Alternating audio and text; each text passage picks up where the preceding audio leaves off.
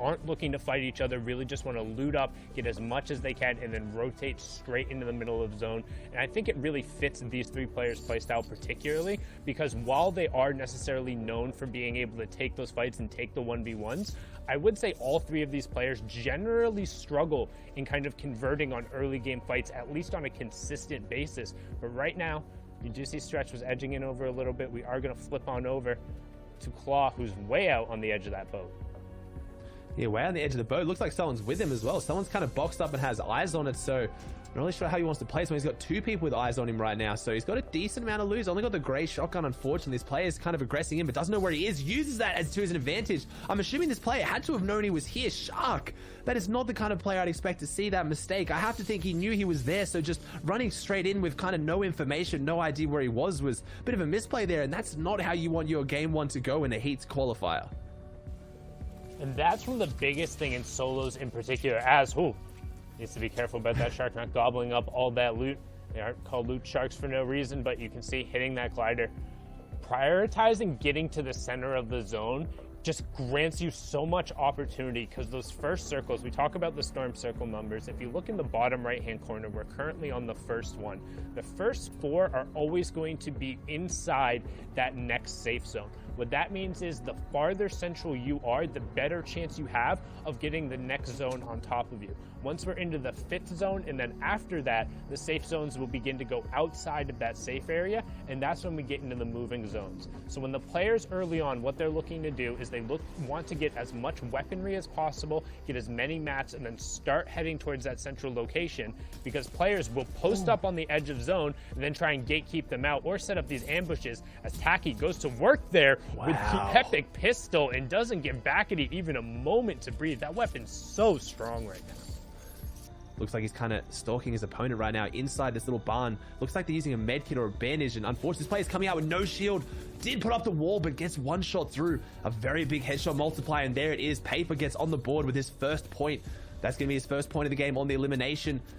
Yeah, I don't think there's been a single heat where there hasn't been 1 point difference between qualifying and not. So those points really, really do matter. And we've been seeing a pretty even split of eliminations and placement. I think a little bit heavier on the placement side in a lot of the heats we've seen. So these players are going to be trying to get to that end game. And that's why the first game is so important as well. If you get a difficult zone like this, it pulls really far away. Everyone's playing safe.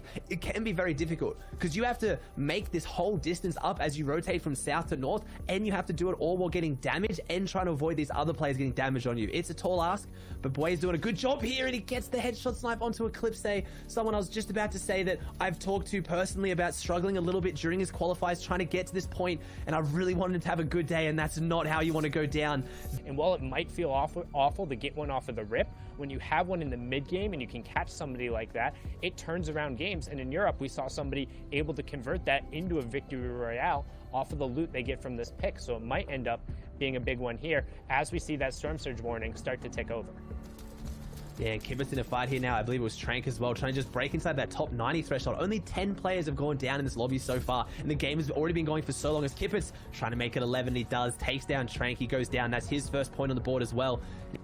Yeah, that was a good run from him on the side, Doxy. Also above Storm Surge right now from his tags there, but super low on Matt, so he's probably going to play the aggressor here.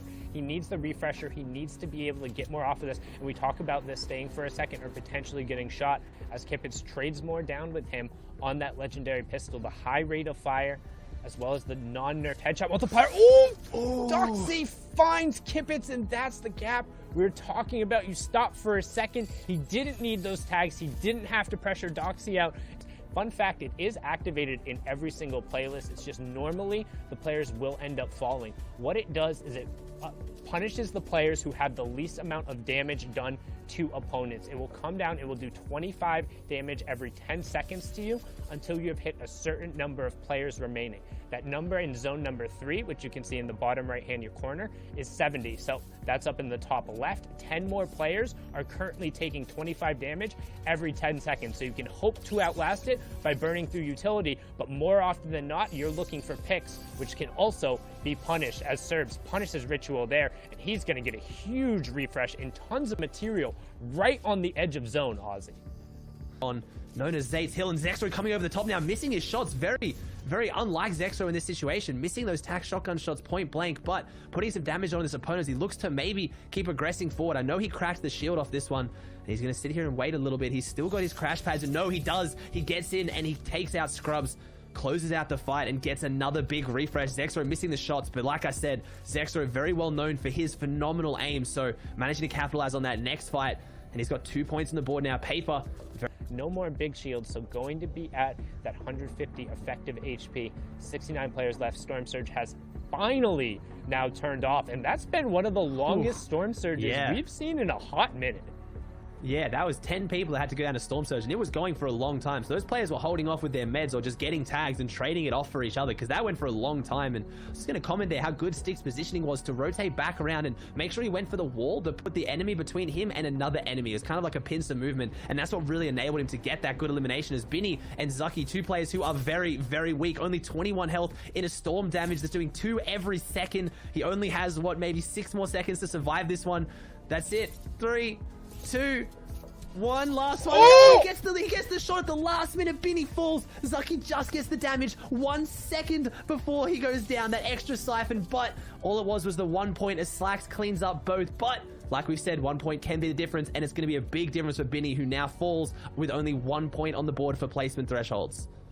Frag, an impact elimination. He needs to find elimination where he can get the loot, not just a ranged AR elimination, because he doesn't have what he needs to close out this game at this point. As you see, Dubs, who maybe in a better situation, does, and he has Big Head getting into his box in phase. Tubbs turns around and hits the Big Head with the big shot, and he's got the big pot and the minis to make sure he goes back up in health, and that's a big elimination, his first of the day. So Dubs made this whole rotation without having to eliminate anyone in his path, as he's rotating, I believe, still out of Fortilla. Yeah, and a good pickup from Dubs there. You did see how Big Head was super low right behind that, so Big Head was trying to force an impact onto Dubs, but that's a real difficult proposition there. It's like throwing a fishing line in the water and you wrangle one of those sharks. It's like, you're in for a fun time, but you talked about post and setting up the rotation. As you can see, Zone 5 does get revealed. So, 2 things right now. Everyone needs to get in the half out, which is about 40 to 50% of the lobby, and 5 players right now are going berserk looking for tags, trying to pressure opponents because they're getting hit by that Storm Surge. 25 damage every 10 seconds, so they're being forced to burn through their utility and try and get above it. And right now you can see the rotations are beginning to come out.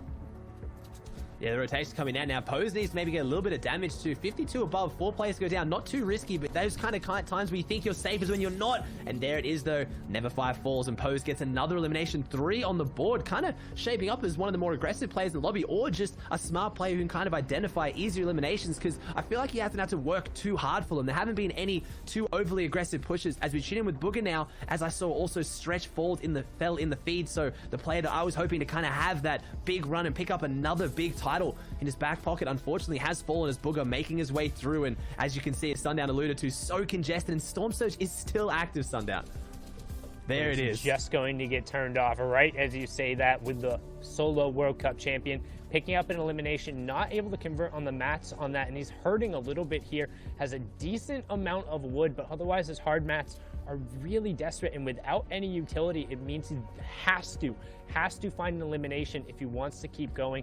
We've just now hit our 2nd tier of placement points, so everyone getting 2. That's why you see Booga up to 3 points there on the left side with just the 1 elimination.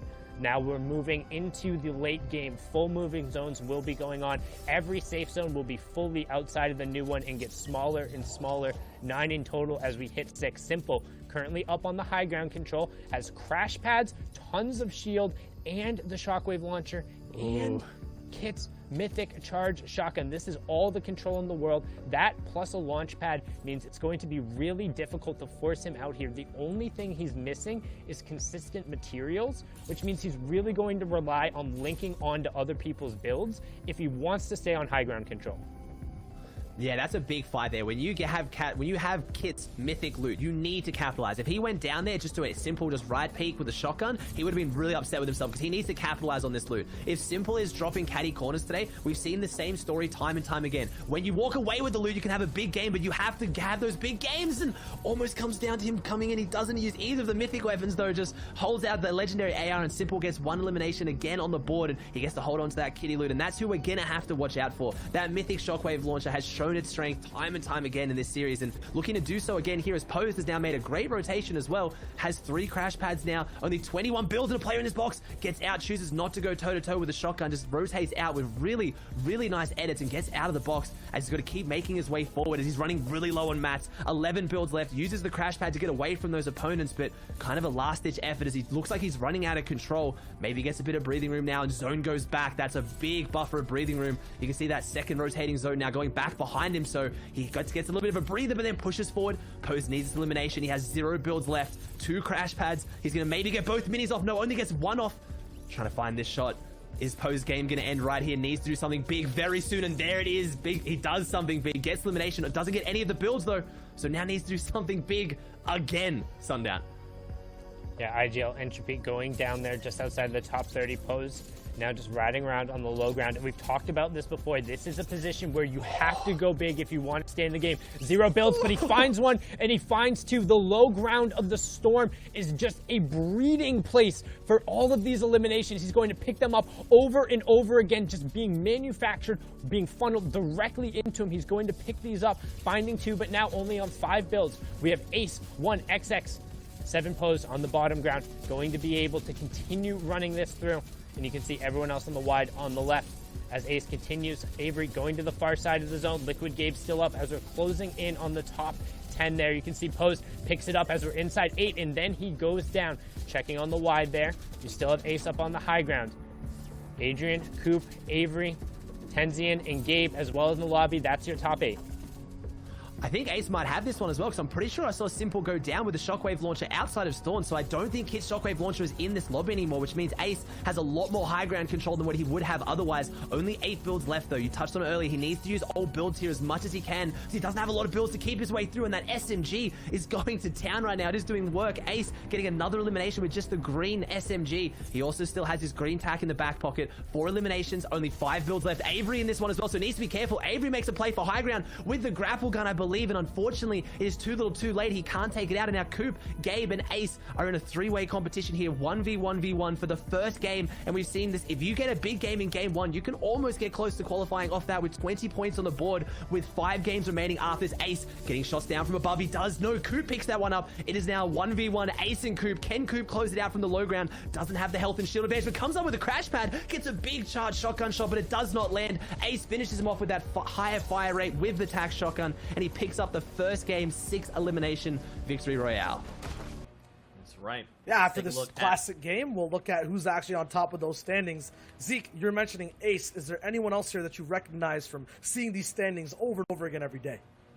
Man, Dubs, Gabe, Mikey, just to name a few, and of course, Avery. I mean, now that being said, I mean, Ace has an extremely strong start, all right? 20 points, 10 ahead of Dubs, but even for someone like Dubs, who's currently in 10th,